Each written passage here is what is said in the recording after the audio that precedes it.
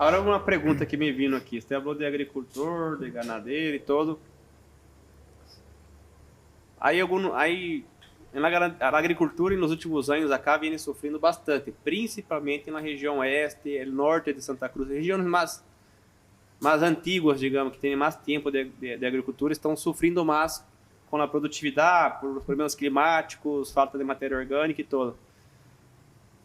Para o agricultor agarrar a hora e falar, putz, eu tenho minhas áreas menos produtivas, não? Aqui em Leste, por exemplo, áreas que dão menos dão 800, 500 quilos de soja. Se um agricultor quiser transformar essas áreas em TIP ou RIP, você pode aproveitar essas áreas para hacer isso e creio que sí, seguro que se pode, pero que desafio teria um agricultor para começar? Tem a dificuldade que pode ter para implementar uma TIP RIP. Quais seriam os desafios que poderia ter um agricultor? Bom, é importante falar um pouco que quando falamos de agricultor e ganaderia, não significa que o tipo é um ou outro. Na verdade, a grande vitória de todos vão ser quando o agricultor tiver ganado e o ganadeiro tiver agricultura, que são complementários as coisas. Pero imagina, você tem uma soja que te produz 3 toneladas, tá bem? Aí o potreiro que te produz 5, 4, e é o potreiro que te produz 800 quilos, que te puxa o promédio para baixo. O que convertendo, o que são 800 quilos de soja em ganado? Imagina se você produzir 600 quilos de carne com um lucro de 5 bolivianos por quilo, dá 3 mil bolivianos por hectare, é isso? Dividido entre 6,96, dá quanto? $500 por hectare? $450 por hectare, já de lucro, não é de receita, já de lucro, porque eu já saquei o custo de produção. Talvez o agricultor pegar essas áreas que estejam muito baixas. Ele perde plata de 500 quilos, é negativo. Provavelmente é uma área que alaga, que llena, que ela não consegue cosechar, acaba perdendo, foi plata que botou. Então, e quais são os principais desafios?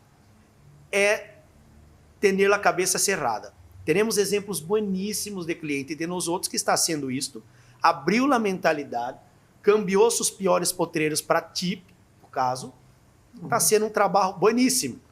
Qual que são os problemas dele? Não está acostumado a manejar cerca, pero tampouco é difícil. Não está acostumado a ter cavalo em sua senda, pero tampouco é difícil. Então, se teve que fazer um pequeno ajuste, pero está sendo. Pero o Rafael tem a experiência prática disso e creio que vai. Antes de passar para Rafael, ou pode ser Rafael, estou pensando assim, sou um agricultor, tenho mis vaquitas ali, alguma coisa, pero não é o forte. Quantos animais poderia poner intensificando em 100 hectares, por exemplo? Mais ou menos. Você quer a resposta de não técnico? Não quero a resposta de tecnista. Terneiros? Quantos terneiros? Se comprar terneiro de estete, estou pensando assim, puxa, tenho, aliás, 100 hectares, 200 hectares que... Período de lluvia, você vai poner 5, 6 unidades de animal por hectare. Em braquiária. Aqui estamos falando de Mombasa. Mombasa que se produz muito mais. Você pode ligar vamos pegar 6 unidades de animal por hectare. 6 vezes 450 dividido entre 200. Faz aí para ver o número de animal. Então, 6 entre 450. Vezes 450 dividido entre 200. 13 animais. 13, 15 animais ticos de 200 quilos por hectare. Vamos dizer, período de lluvia. Pero na seca, você não consegue manter isso, até porque os animais vão comer toda essa pastura, está no pico de produção. E aí é onde entra na RIP. Também. Eu agora não tenho. Então, ela vai por aí. São as estratégias. Vamos inverter. Primeiro empeça com o terneiro na seca. Você tem peça com o terneiro na seca, comendo pouco, pesando pouco, com na RIP. Metade da comida do terneiro você está traindo de afora. Você está traindo de grano.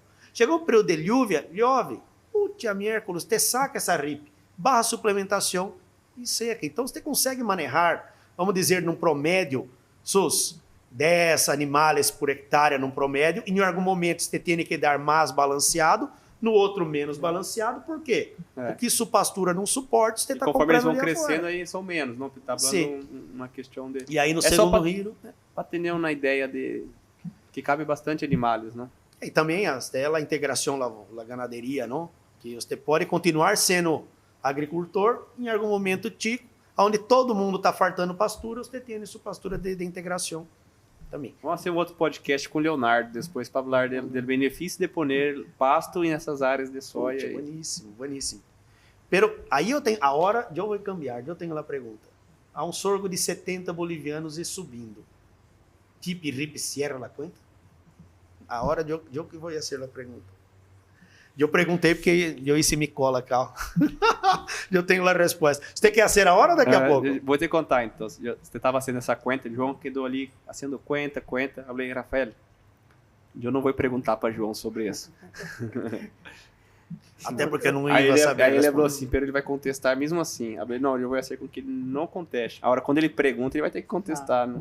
Pero antes dele contestar, eu quero só terminar um pouco a questão do agricultor, como entra estrategicamente, além da estruturação de suelo, ser nas áreas onde está com baixa produção, mas tem potencial de reestruturar esse suelo, são na área que normalmente é uma área A, B e C. Normalmente na área C, que é a que está abaixo de 1 tonelada de produção, essa área seria que estamos falando de se transformar em ganaderia.